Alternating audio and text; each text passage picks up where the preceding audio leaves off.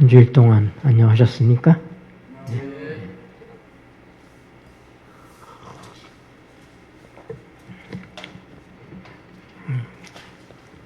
사실 여러분들 다 그렇겠지만은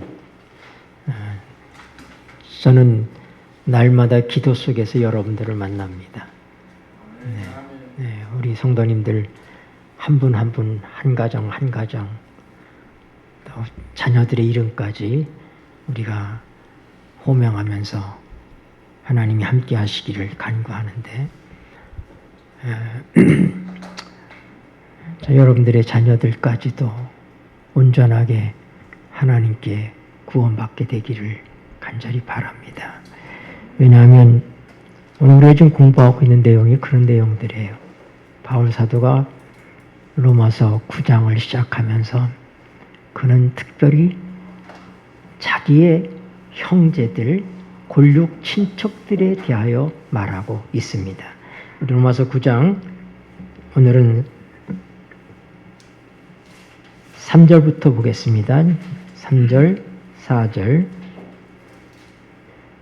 나의 형제 읽겠습니다. 시작.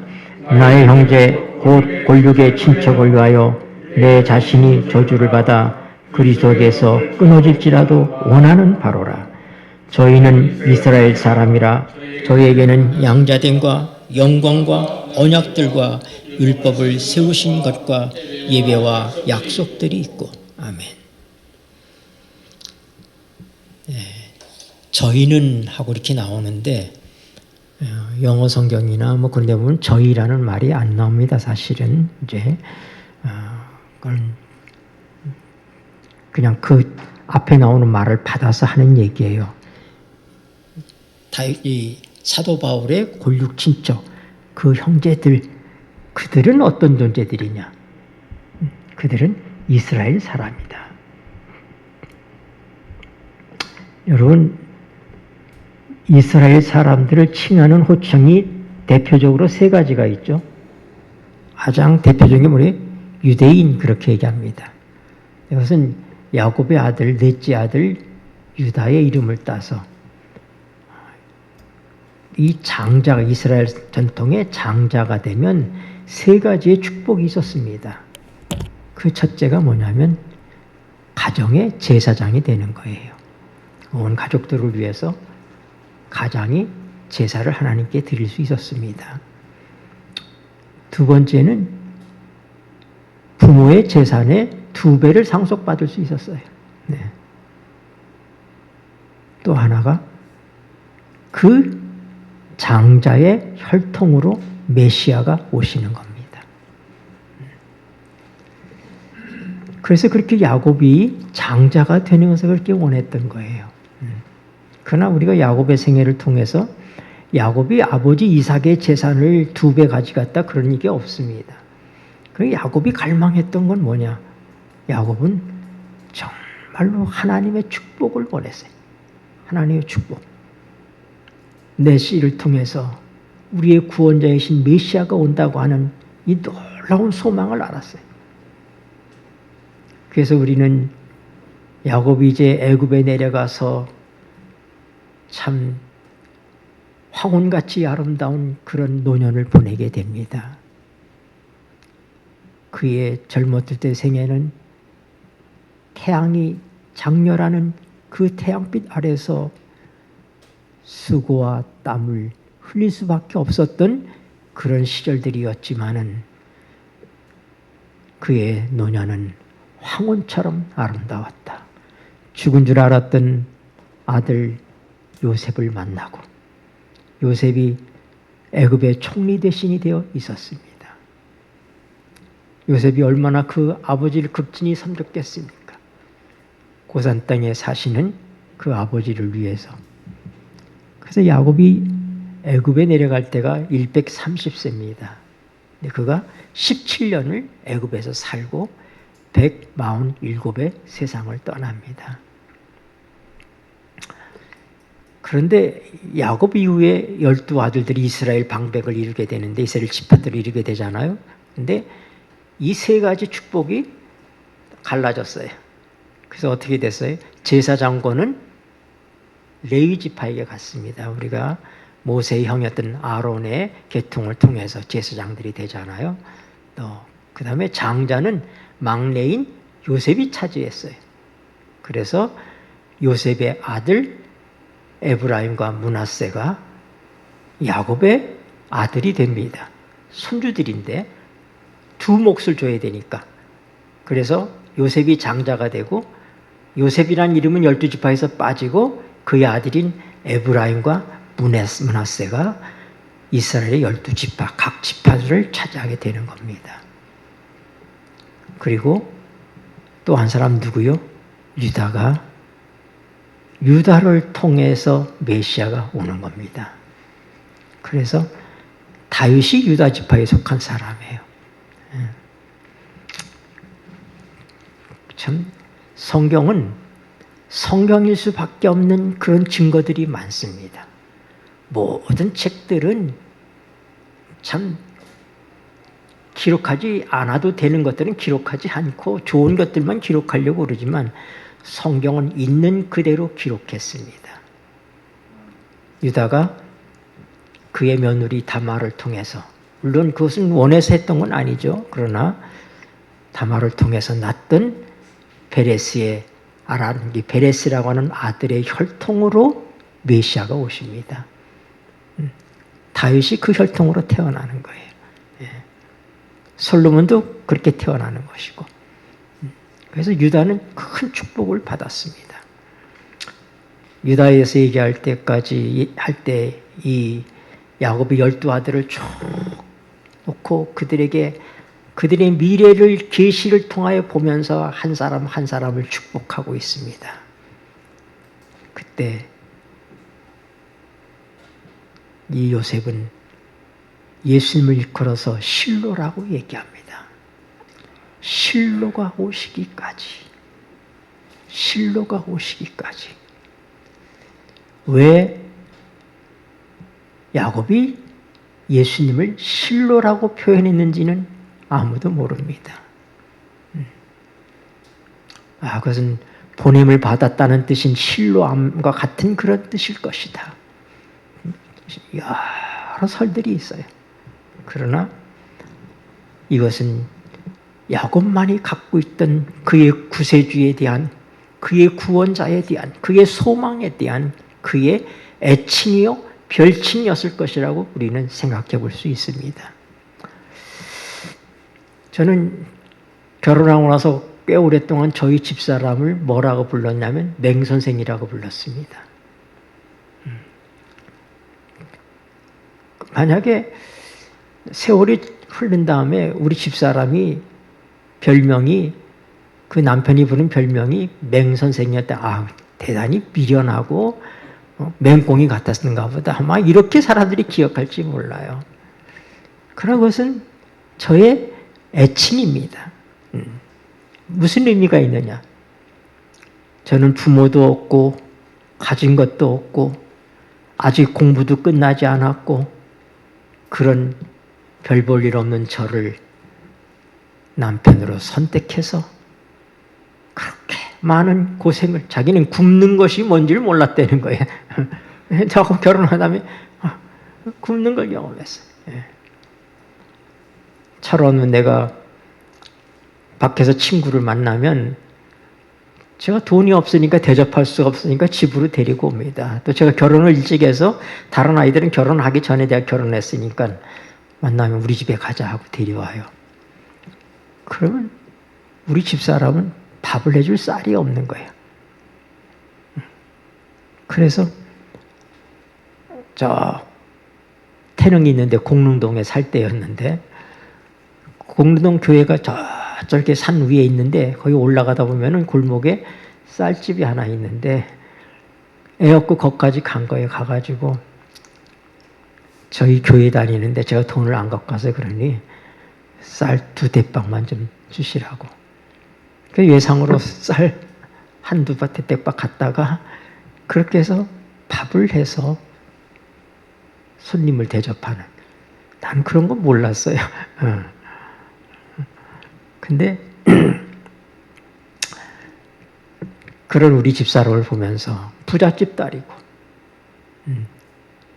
뭐 얼마든지 좋은 사람 만나서 편하게 살 수 있고, 그런데 나 같은 사람을 만나서 고생하며 살아가는 제 아내를 보면서 저는 고마운 마음에 부르는 애칭이 맹선생 이 말인 거예요. 이 바보 같은 사람, 맹선생. 네. 왜 야곱이 예수님을 일컬어서 실로라고 얘기했는지 우리는 모릅니다.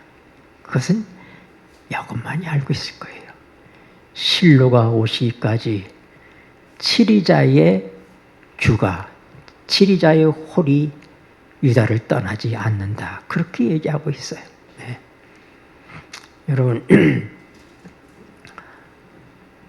왜 바울 사도는 그들의 골육 친척을 얘기하면서 저희는 이스라엘 사람이다, 저희는 유태인이다 그렇게 말할 수도 있잖아요. 저희는 히브리인이다 이렇게 말할 수도 있잖아요. 근데 왜 이스라엘이라고 얘기했을까?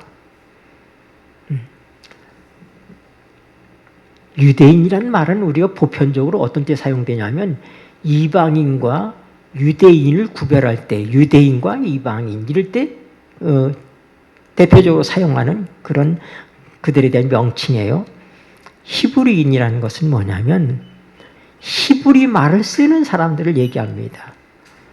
많은 유대인들이 흩어져 살았어요. 이 동양에서는 보면은 화교들, 중국 사람들이 많이 흩어져 있잖아요. 그래서 싱가포르도 가면 사실 거의 다 중국 사람들이고, 말레이시아도 그렇고 많은 중국 사람들이 살고 있고, 그들이 상권을 갖고 있는 것처럼 서양에 가면 유태인들이 다 사방에 흩어져서 살고, 그들이 상권을 가지고, 미국의 상권도 유태인들이 갖고 있다고 그러잖아요. 유태인들. 그러다 보니까 그들이 히브리 말을 잃어버리는 거예요. 그러니까 히브리인이라고 하는 것은 정말 유대인으로서 히브리어를 쓰는 사람들을 히브리인이라고 얘기하는 것입니다. 바울 사도는 빌립보 3장 5절에서 자기를 일컬어서 뭐라고 그래요? 나는 히브리인 중에 히브리인이요. 그는 히브리 말을 할 줄 안다 이 말이에요.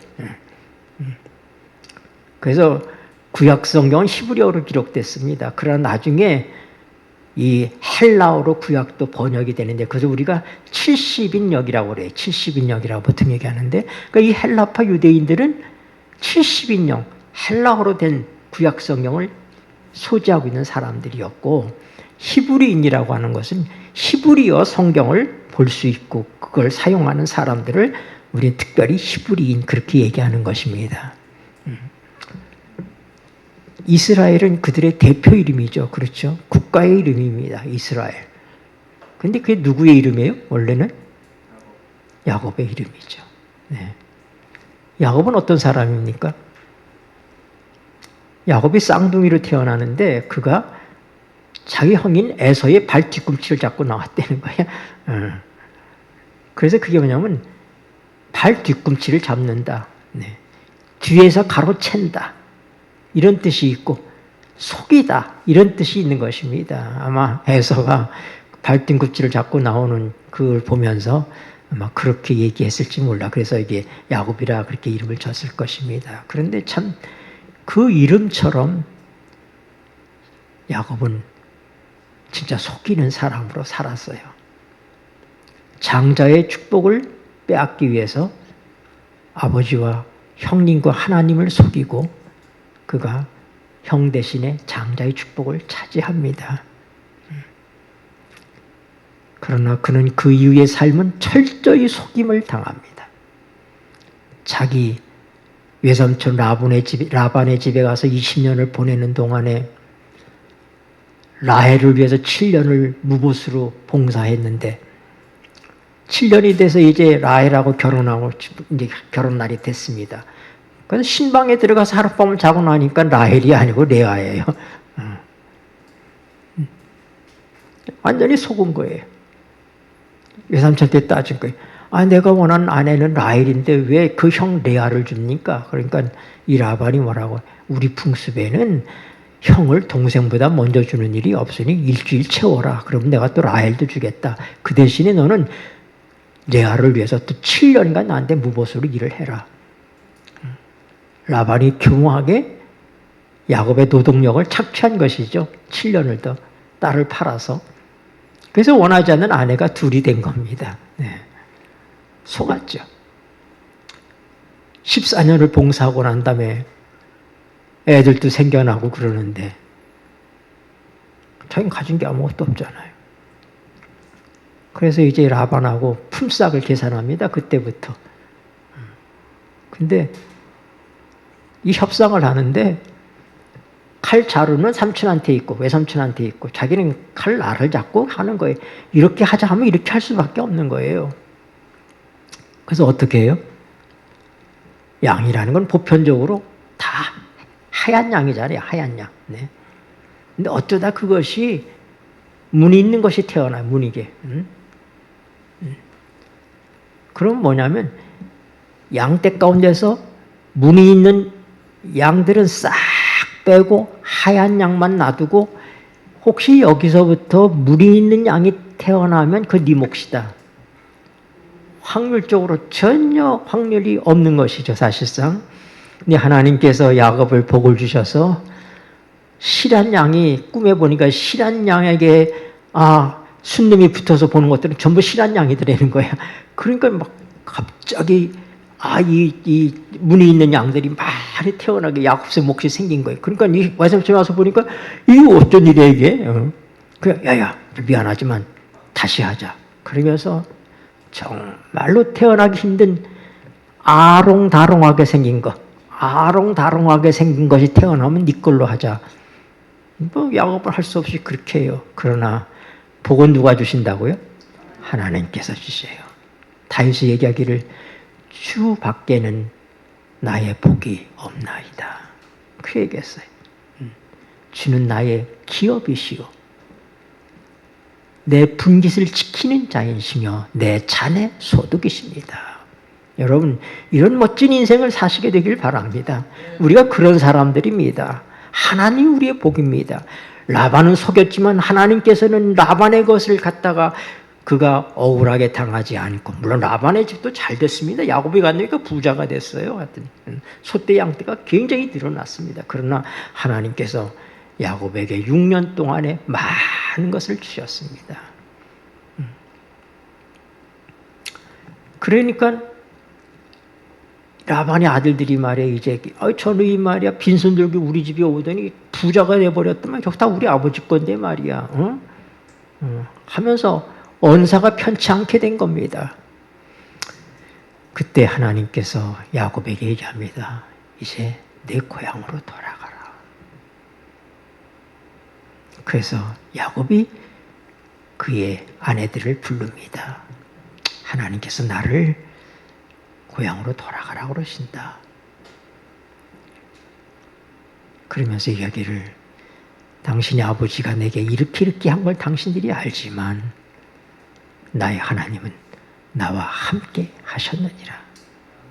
야곱이 집에서 떠나서 하란을 향하여 가고 있을 때 그 첫날 밤에 그는 쓸쓸한 광야에서 돌을 벽에 삼아서 자고 있었잖아요. 버림받았다는 생각. 아버지와 형님과 고향을 등지고 하나님으로부터 이제 나는 버림받았다고 생각하고 그렇게 자는 그 밤에 꿈에 하나님이 나타나셨습니다.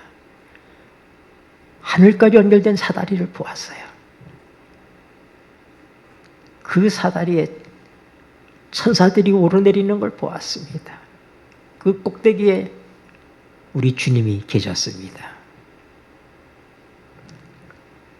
그리고 하나님께서 약속하십니다. 야곱아, 내가 너와 함께 할 것이다. 내가 너와 함께 할 것이다. I will be with you.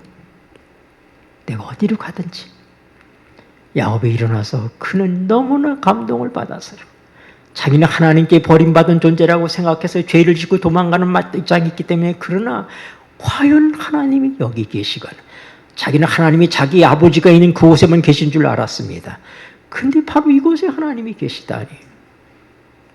주님, 과연 주님이 말씀하신 것처럼 내가 이 지팡이 하나만 의지해서 이 강을 건너가지만 내가 무사히 내 아비 집으로 돌아오게 하면 내가 베고 잤던 이 돌이 이곳이 하나님의 성전이 세워지게 될 것입니다. 그리고 내가 나에게 주시는 모든 수입의 열의 하나를 하나님께 드리겠습니다. 하나님 과연 야곱과 함께 오신 것입니다.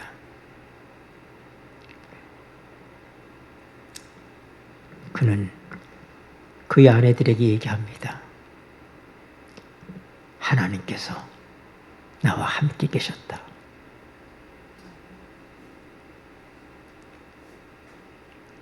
그래서 부인들의 동의를 받고 외삼촌이 없는 틈에 다 데리고 어떻게 해요?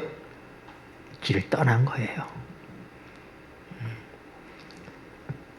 사흘 만에 그 소식을 접하고 라반이 화가 나서 사람들을 이끌고 잡아오려고 추격합니다. 일주일 만에 잡았다고 그랬어요. 그런데 야곱을 만나기 그 전날 밤에 하나님께서 라반에게 얘기합니다. 꿈속에서. 너는 선악간에 내 종 야곱에게 아무 말도 하지 마라. 손대지 말라. 하나님께서 과연 그를 보호하시는 거예요. 그래서 라반이 와서 얘기합니다. 왜 네가 이렇게 했느냐. 내가 너를 해할 만한 힘이 있지만 지난밤에 내 하나님, 내 조상의 하나님이 나한테 너를 선악간에 아무 말도 하지 말라고 해서 내가 너한테 손을 대지 않는다. 네가 당당하게 간다고 그랬으면 내가 잔치를 열어서 보냈을 거 아니냐. 내가 보이는 거 이거 다 내 딸들이고 내 손주들이잖아. 이게 다 내 양떼들이고 내 소떼들 아니야 사실상. 그러면서 얘기합니다. 너 가는 건 좋은데 왜 우리 신놈쳐 갖고 왔냐? 그래서 이 라반이 하나님도 섬기지만은 또 우상도 섬겼던 것 같아요. 그래서 어떻게 드라빔이라는 것이 이제 그 우상이 있는데 그게 없어진 거예요. 그 야곱이 얘기합니다. 삼촌이 그동안에 나한테 어떻게 해왔느냐고.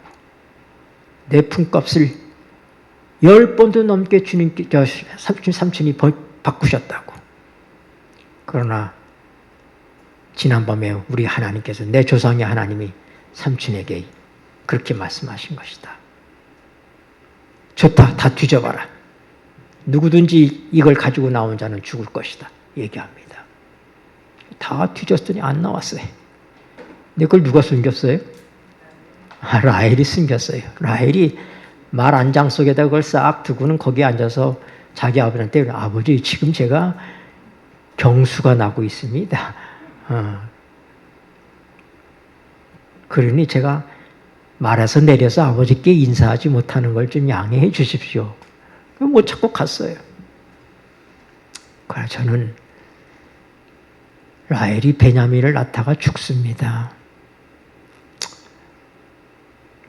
저는 제 개인적으로 그런 생각이 들어요. 야곱은 제사장입니다. 하나님의 종입니다. 라헬이 아버지는 속일 수 있을지 모르지만 남편인 제사장의 말은 그르칠 수가 없는 거예요. 누구든지 이것이 나오는 자는 죽을 것이다. 저는 라헬의 죽음이 그것과 무관하지 않다고 늘 그런 생각이 듭니다. 이건 제 개인적인 생각이에요. 여러분들이 동의하시든 동의하지 않든 그건 상관없는데 저는 그런 생각이 들어요.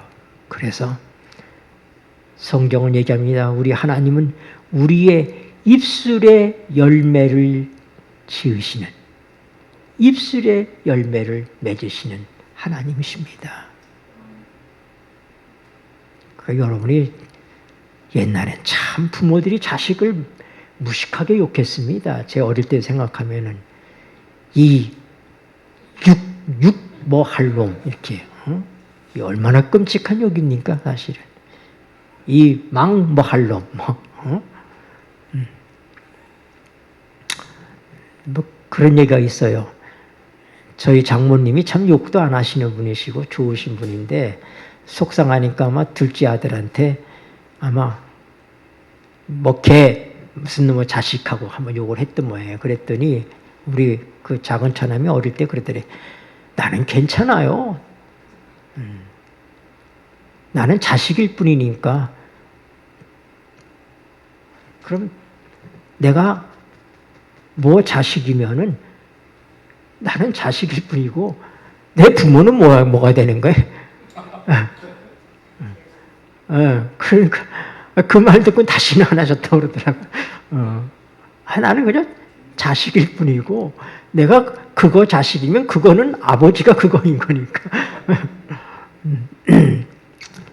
여러분 앞으로 이 아이들을 야단치면은 화를 내고 침을 튀고 야단치려도 이 부자 될 놈 하고 욕을 하세요. 이 잘 될 놈, 하늘나라 갈 놈, 돼질 놈, 뭐 이렇게 하지 말고 살놈 하고 욕을 하시라고요. 왜냐하면 가장이 하는 그 말을 하나님께서는 가장의 축복을 통해서 모든 이 장자의 축복들이 내려오잖아요. 가정의 제사장의 입으로 하는 말이 정말 중요하다고 하는 얘기입니다.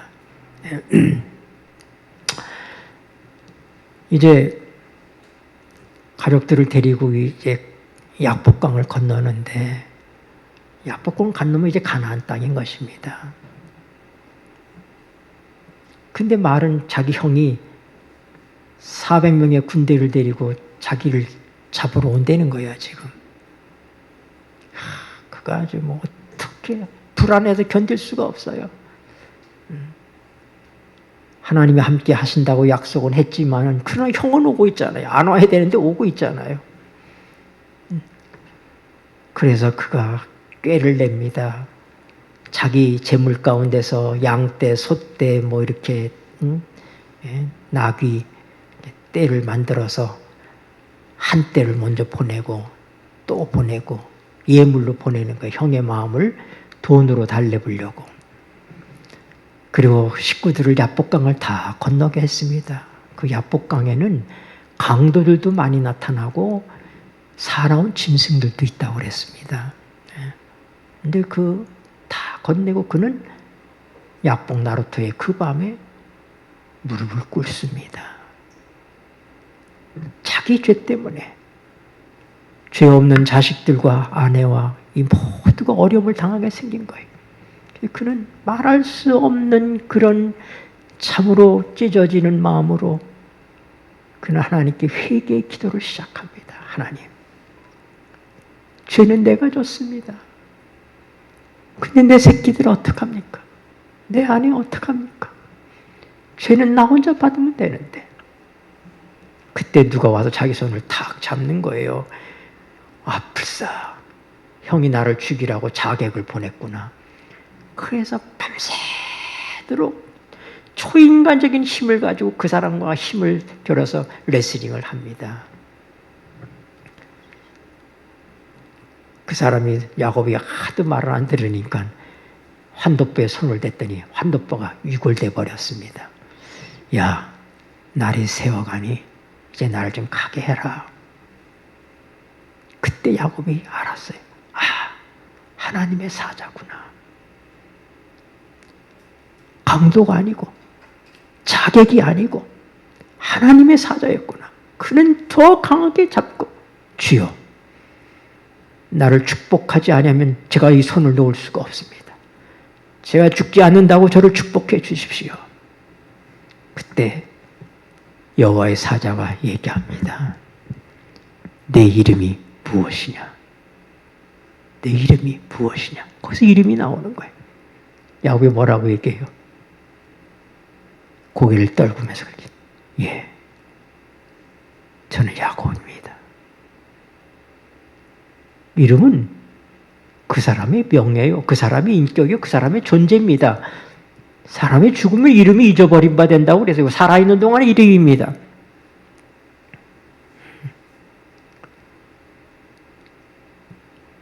나는 내 이름이 갖고 있는 것처럼 저는 날 때부터 내 형님의 발뒤꿈치를 잡고 나왔고, 내 이름이 갖고 있는 것처럼 나는 아버지와 형님과 하나님을 속이고, 그래서 저도 많은 속임을 당했습니다.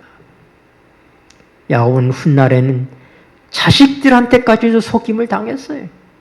그의 사랑하는 요셉을 노예로 팔아먹고 그의 옷을 벗겨서 찢어서 피를 붙여서 우리가 이거 길에서 주웠습니다. 아마 짐승에 죽었는가 보다. 야곱은 요셉이 짐승에 찢겨 죽었다고 생각했습니다. 자식들에게도 속은 거예요. 속이던 야곱이 철저하게 속임을 당하는 인생을 산 것입니다. 그런데 그때 하나님께서 얘기합니다. 야곱이 참으로 자기의 죄를 회개하고 그리고 자기의 잘난 것이 아무것도 없어요. 다 없어지고 나는 그저 야곱입니다. 속이는 사람, 남의 발 뒤꿈치나 잡는 사람, 정말로 아무것도 아닌 못난 사람입니다. 하고 얘기할 때 갑자기 그분이 야곱의 손을 들어주셨습니다. 그래, 내가 이겼다. 뭐라고요? 내가 이겼다. 그리고 뭐라고 그래? 이제 다시는 내 이름을 야곱이라 하지 않고 속이는 자라고 하지 않고 내가 하나님과 겨루어 이겼다는 이름인 이스라엘이라 하리라. 그래서 야곱이 이스라엘이 된 것입니다. 오늘 저희는 이스라엘 사람이다 하고 얘기할 때의 그 이스라엘이라는 의미와 그 배경이 이 속에 있는 것입니다. 하나님과 겨루어 이겼다. 여러분, 우리가 여전히 죄를 감추고 있고 우리 인간적으로 무언가를 해보려고 하고 그렇게 할 때에 하나님은 계속 싸우실 수밖에 없어요. 그러나 우리가 철저히 내려놓고 철저히 회개하고 하나님, 난 야곱입니다. 오라, 나는 곤고한 사람이요, 누가 나를 이 사망의 몸에서 건져내려 하라고 그렇게 우리가 하나님 앞에서 토로하면 하나님께서는 우리에게 뭐예요? 승리자의 이름을 주십니다. 내가 하나님과 겨루어 싸워서 이겼다. 내가 항복하면 하나님 우리한테 네가 이겼다고 얘기하십니다. 우리를 구원하시기를 기뻐하시는 하나님, 우리가 죄를 버리지 않고 우리가 고집스럽게 우리의 길을 갈 동안은 싸우실 수밖에 없지만 우리가 그것을 내려놓고 포기하면 하나님은 즉시 뭐라고요? 네가 이겼어. 넌 이스라엘이야. 여러분, 우리는 다 영적 이스라엘입니다. 우리가 과연 하나님과 겨루어서 이긴 자인가? 여러분들이 모든 삶 속에서부터 야곱이 야복강에서 경험했던 그 경험을 통해서 자신을 내려놓게 되면은, 하나님께 솔직하게 자신을 비우면은 우리 모두가 뭐가 돼요? 이스라엘이 된다고 하는 얘기입니다. 오늘 참으로 그때 이후로 이스라엘 민족이 그리고 그들이 국가를 이루게 되는 것입니다. 그것은 혈통적으로 야곱의 후손들, 아브라함, 이삭, 야곱의 후손들이 이스라엘이 된 것입니다. 그들은 태어날 때부터 이스라엘입니다. 얼마나 큰 축복입니까? 그래서 그들에게 뭐가 있어요? 하나님이 택함 받았다고 하는 선민의식이 있었던 거예요. 선민의식. 그런 프라이드가 있었던 거예요. 그리고 하나님께서 십계명의 두 번째 계명에서 얘기하죠. 너희는 너희를 위하여 새긴 우상을 만들지 말라. 위로 하늘에 있는 것이나 아래로 땅에 있는 것이나 땅 아래 물속에 있는 아무 형상이든지 만들지 말며 그것들을 절하지 말고 그것들을 섬기지 말라. 내 하나님 나 여호와는 질투하는 여호와인즉 나를 미워하는 자의 죄를 갚되 3, 4대 동안 3, 4대까지 이르게 하지만 나를 사랑하는 자, 내 계명을 지키는 자께는 1000대까지 은혜를 베푼다. 비록 이스라엘이 민족적으로 버림을 받았지만은 하나님께서 이스라엘을 버린 것은 아닌 것입니다. 오늘 이 지구상에 사는 많은 이스라엘 사람들, 우리가 아는 것처럼 노벨상을 받은 사람들 중에 거의 3분의 1에 달하는 사람이 유태인이라고 하는 거예요. 이스라엘 사람이라고 하는 거예요. 그 조그만 나라가 당당하게 세계에서, 우리가 잘 알잖아요. 6.1 전쟁 2억하고 200만 명이 싸웠는데 누가 이겼어요? 7.1 전쟁인가 6.1 전쟁, 아랍과 이스라엘이 싸워가지고 이겼잖아요. 네? 그때 얼마나 많은 에피소드들이 있었어요. 아랍 사람들은 전쟁이 나니까 거기서 떠나가지고 도망가고 있는 청년들이, 유럽에서 유학하고 있던 이스라엘 사람들은 전부 비행기를 탄 거예요. 자기 고국으로 가는 겁니다. 전쟁하러. 이게 이스라엘 사람들이. 하나님께 복을 받았던 백성들이죠. 바울 사도는 우리 예수님께서 마태복음 24장 이 말세의 징조를 말하기 전에 23장 마지막 부분에서 참으로 석양에 비치는 예루살렘 성전의 그 장엄하고 아름다운 모습에 모든 사람들이 아주 황홀해하고 예수님한테 자랑스럽게 저것 좀 보십시오 하고 얘기하는데, 우리 주님께서는 그걸 보고 울고 계셨습니다. 왜요? 이스라엘의 운명을 보셨기 때문에. 예루살렘아, 예루살렘아, 내가 보낸 선지자들을 돌로 치며 내가 너를 암탉이 그 새끼를 품에 모으듯이 그렇게 내가 얼마나 너를 사랑하였느냐. 근데 이 성이 돌 하나 위에 돌 하나도 남지 않고 그대로 멸망하리라. AD 70년에 그 예언은 그대로 이루어졌습니다. 여러분, 바울 사도는 바로 이런 큰 축복을 가지고 있는 이스라엘, 내 동족들, 내 골육 친척들, 그는 가슴이 무너지는 그런 심정을 가지고 그들에게 이 편지를 쓰고 있는 거예요. 저희는 이스라엘 사람이라. 그들이 갖고 있는 축복들이 뭐예요? 4절 한번 다시 보세요. 4절.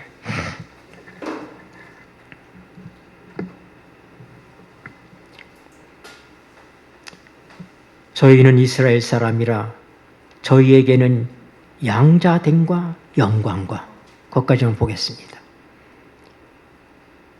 오늘 이제 시간이 거의 돼가기 때문에 제가 이 말씀을 다 계속할 수가 없습니다. 그들은 뭐예요? 하나님의 양자입니다. 그리고 영광이, 이 영광은 무슨 영광이에요? 영광은 아무데나 붙이는 게 아닙니다. 네, 하나님의 계신 곳에 영광이 있어요. 이스라엘의 광야에서 하나님께서 성소를 지으셨는데 그 회막에 늘 자욱한 구름이 있었습니다. 그곳에 하나님의 영광이 있었다고 얘기해요. 하나님이 임재하시는 곳에 영광이 있어요.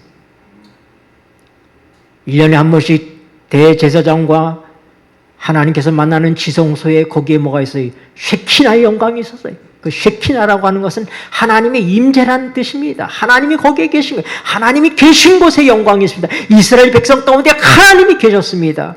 그래서 뭐라고요? 아모스 3장 5절에 보면 뭐라고요? 내가 모든 산들 가운데 너희만 알았다. 너희만 알았다. 구름 기둥과 불 기둥, 이스라엘이 이 광야를 지나는 동안에 하나님께서 구름 기둥과 불 기둥으로 함께 하셨는데 바로 그 구름 기둥과 불 기둥은 하나님의 영광의 현신 것입니다. 모세가 보았던 떨기나무의 불도 하나님의 영광입니다. 내가 선 곳은 거룩한 곳이니 내 신을 벗어라. 하나님이 계신 곳이 거룩한 곳이고 하나님이 계신 곳에 하나님의 영광이 있는 것입니다. 이스라엘 백성에게는 하나님이 계셨습니다. 그들은 신정국가였어요. 하나님이 다스리는 나라. 어느 민족, 어느 나라가 이런 축복을 경험했는가? 하나님께서는 출애굽기 14장에서 바로에게 얘기합니다. 너는 내 아들, 내 장자 이스라엘을 내보내라. 하나님께서 이스라엘 백성을 내 아들이라고 얘기해. 내 장자라고 얘기해. 이 얼마나 큰 축복입니까? 그러나 혈통적으로 양자가 된 사람들은 다 이스라엘이 아니라고 얘기했습니다. 그러나 우리는 로마서 8장에서 이미 양자에 대해서 공부했어요. 우리가 종의 영을 받지 아니하고 무슨 영을 받았다고요? 양자의 영을 받았으므로 아바 아버지라 부르짖느니라.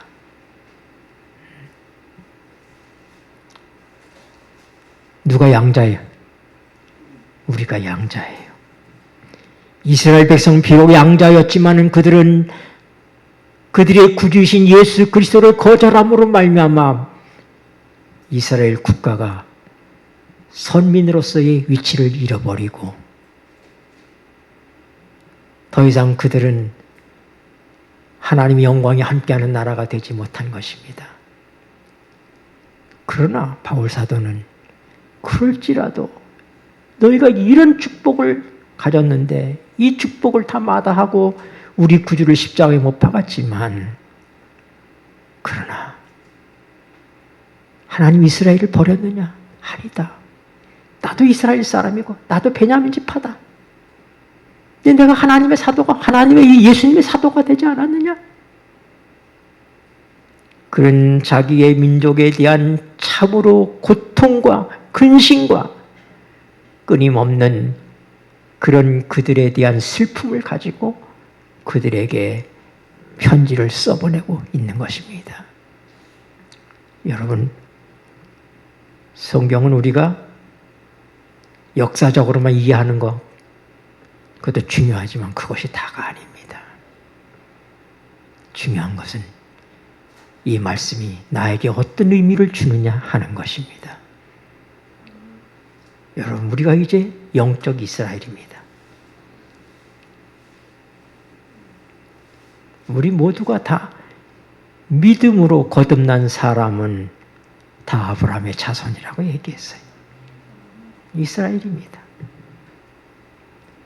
우리같이 이런 큰 축복을 받은 자들이 어디 있는가?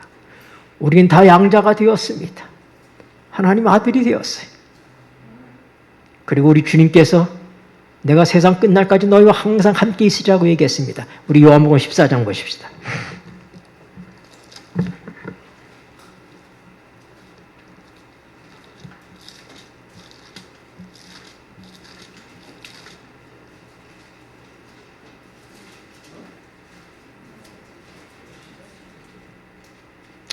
(21절입니다) 요한복음 14장 21절.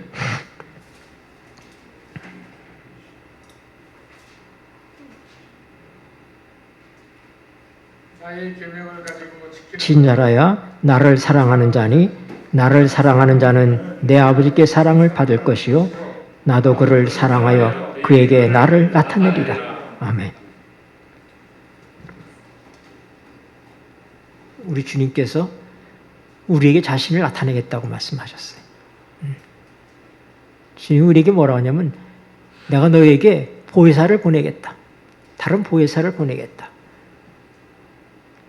보혜사가 누구예요? 하나님이시죠. 성령님이시잖아요. 그분이 우리에게 옵니다. 그럼 뭐만 와요? 그분 이름만 오는 게 아니라 그분의 영광도 우리에게 오는 거예요. 그래서 바울 사도가 너희가 먹든지 마시든지 무엇을 하든지 다 하나님의 영광을 위해서 하라고 그랬어요. 내가 항상 이스라엘 백성 자체가 갖고 있는 영광이 아니라 이스라엘 백성 속에 계신 하나님의 영광인 것입니다. 성소의 영광이 아니라 성소에 계신 하나님의 영광이에요. 그분이 계신 것이 영광이에요. 내가 나를 너에게 나타내리라. 그게 영광이에요. 그분이 나와 함께 하시는 그 영광이에요. 그분이 나와 함께 하는 귀한 영광의 삶을 우리에게 주신 것을 인해서 감사하시게 되길 바랍니다. 23절 보십니다. 23절. 예수께서 대답하여 시작. 예수께서 대답하여 가라사대 사람이 나를 사랑하면 내 말을 지키리니 내 아버지께서 저를 사랑하실 것이요 우리가 저에게 와서 거처를 저와 함께 하리라. 아멘. 요한복음 14장은 재림의 약속으로 시작하는 말씀입니다. 너희는 마음에 근심하지 말라. 하나님을 믿으니 또 나를 믿으라. 내 아버지 집에는 거할 곳이 많도다. 그렇지 않으면 너희에게 일렀으리라. 내가 너희를 위하여 처소를 예비하러 가노니 가서 너희를 위하여 처소를 예비하면 내가 다시 와서 너희를 내게로 영접하여 나인 곳에 너희도 있게 하리라. 이게 재림의 약속 아닙니까? 1절부터 3절까지 말씀해요. 천지 만물을 창조하신 데 6일밖에 안 걸리셨습니다. 그런데 2000년 전에 내가 아버지께로 가는데 너의 처소를 예비한다. 처소를 예비하면 내가 오겠다고 얘기했는데 왜 이렇게 빨리 안 오시고 계시는가? 여러분, 하늘에 우리의 처소를 준비하는데 그런 시간이 많이 걸리는 것입니까? 아니요. 여기 얘기하는 처소는 하늘의 처소만 있는 것이 아니라 하나님이 거처를 함께할 우리 자신이 하나님이 함께 계실 처소가 필요한 거예요. 그래서 23절에 뭐라고? 예수께서 대답하여 가라사대 사람이 나를 사랑하면 내 말을 지키리니 내 아버지께서 저를 사랑하실 것이요 우리가 저에게 와서 거처를 저와 함께 하리라. 아멘. 우리 주님은 우리와 함께 계시기를 원합니다. 아버지와 함께 우리 안에 계시는 거예요. 이게 영광이죠. 나 같은 죄인, 나같이 볼품없는 사람. 그런데 우리 하나님께서 우리 속에 거하시겠다는 거예요. 한 사람이 와서 주여 내가 주를 따라다니겠습니다 했더니 그가 뭐라고 얘기했어요? 예수님께서 여우도 굴이 있고 저 공중의 새도 밤이면 깃들 거처가 있다. 깃이 있다. 그러나 인자는 머리 둘 곳이 없다. 우리 주님은 지금도 머리 둘 곳이 없습니다. 우리 속에 계셔야지 되는데 우리는 그를 문 밖에 세워두고 있는 것입니다. 라오디아 교회에 대해서 하신 말씀이 있잖아요. 내가 문 밖에 서서 너희를 기다리고 있다. 내가 문을 두드리고 있다. 내가 열기만 하면 내가 들어가서 너와 함께 먹고 함께 마시겠다. 주님은 우리 안에 그분의 거처를 마련하기를 원하십니다. 이 일이 끝나면 주님께서 오실 것입니다. 주님은 그 일을 하고 계신 거예요. 여러분, 이스라엘이라고 얘기할 때 그것은 사도 바울이 그의 동족을 향해서 얘기한 것이지만 그것은 더 나가서 우리 모두를 얘기하고 있는데 영적 이스라엘입니다. 양자라고 얘기할 때 그 양자가 누가 됐으면 우리가 대신 양자가 됐어요. 그 영광, 우리가 대신 그 영광을 가진 사람들이 하나님 우리와 함께 계시는 것입니다. 성령 하나님 나를 만지소서 상하고 깨어져 지친 나를 새롭게